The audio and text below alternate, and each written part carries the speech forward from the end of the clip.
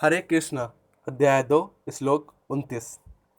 भगवान श्री कृष्ण अर्जुन को आगे कहते हैं, कोई आत्मा को आश्चर्य से देखता है, कोई इसे आश्चर्य की तरह बताता है तथा कोई इसमें आश्चर्य की तरह सुनता है, किंतु कोई कोई इसके विषय में सुनकर भी कुछ नहीं समझ पाता।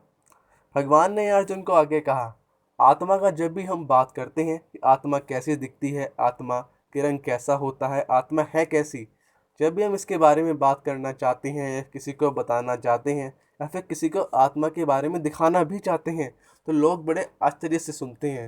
वो कहते हैं ये है क्या। और कोई लोग तो सुनने के बाद भी इसको समझ नहीं पाते क्योंकि ये चीज़ ही कुछ ऐसी है। भगवान यहाँ पे एक उदाहरण देते हैं और कहते हैं, विशाल पशु, विशाल वृक्ष, एक एक इंच पर अनेक लाखों कीड़ों की संख्याओं में कीटाणु उत्पन्न होते हैं और उन कीटाणु के अंदर भी अणु आत्मा की उपस्थिति निश्चित रूप से होती है। पर हम इस बात से आश्चर्य नहीं करते क्योंकि हम जानते हैं जो भी लिविंग ऑर्गेनिज्म होते हैं, जो भी चल फिर लेते हैं, उन सभी के अंदर आत्मा होती है।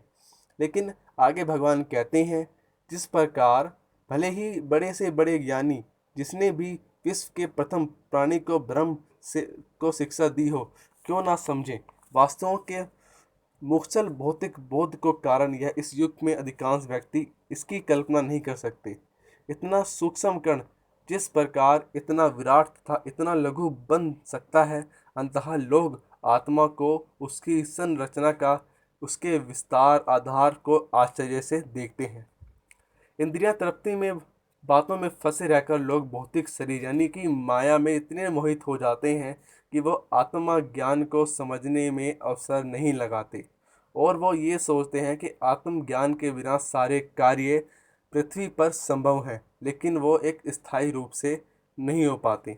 भगवान आगे कहते हैं कि संभवतः इन्हें इसका कोई अनुमान नहीं होता। मनुष्य को आत्मा के विषय में चिंतन करना चाहिए और दुखों का हल खोजना चाहिए।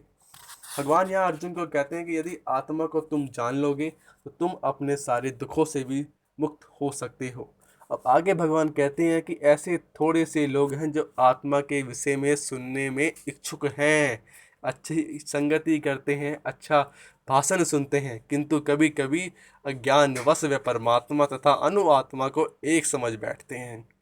अब भगवान ने यहाँ भी एक बहुत सुंदर बात कही कि कहते हैं कि परमात्मा और आत्मा, कभी कभी लोग इन दोनों को एक समझ लेते हैं, पर भगवान आगे कहते हैं कि ऐसे व्यक्ति खोज पाना कठिन है जो परमात्मा और अनु आत्मा को एक समझते हों। आगे कहते हैं कि पृथक पृथक कार्यों तथा संबंधियों एवं अन्य विस्तारों को सही ढंग से समझ सकें। इससे अधिक कठिन है कि ऐसे व्यक्ति खोज पाना जिसने आत्मा के ज्ञान को पूरा पूरा लाभ उठाया हो और जो सभी पक्षों से आत्मा की स्थिति का सही सही निर्धारण कर सकें। किंतु यदि कोई किसी तरह के आत्मज्ञान के विषय को समझ लेता है तो उसका जीवन सफल हो जाता है। इस आत्मज्ञान को समझने का सरलतम उपाय है कि यह अन्य मतियों से विचलित हुए बिना परम प्रमाणीय भगवान कृष्ण द्वारा कथित भगवत गीता के उपदेशों को ग्रहण कर लिया जाए, किंतु इसके लिए भी इस जन्म में या पिछले जन्मों में प्रचार तात्पर्य की आवश्यकता होती है।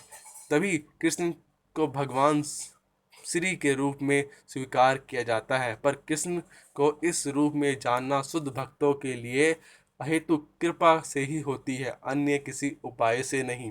भगवान यह बताते हैं, यदि हम श्री कृष्ण को जानना चाहते हैं, श्री भगवान को जानना चाहते हैं, तो हम उनको अपने आप से नहीं जान सकते, उसके लिए भी भगवान की कृपा होनी अति आवश्यक है। इसके बाद ही हम उन्हें जान सकते हैं और इसके अलावा कोई और उपाय हमारे पास नहीं है।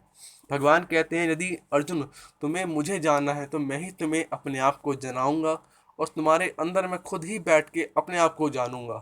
भगवान, अर्जुन आगे कंफ्यूज होता है तो वो पूछता है कि भगवान जब आप खुद ही जान रहे हो, आप खुद ही बता रहे हो, तो मैं क्या कर रहा हूँ। तो भगवान आगे कहते हैं कि अर्जुन मैं तुम्हें यही तो बताना चाह रहा हूँ, हर कार्य मैं खुद ही करता हूँ लेकिन केवल नाम तुम्हारा होता है।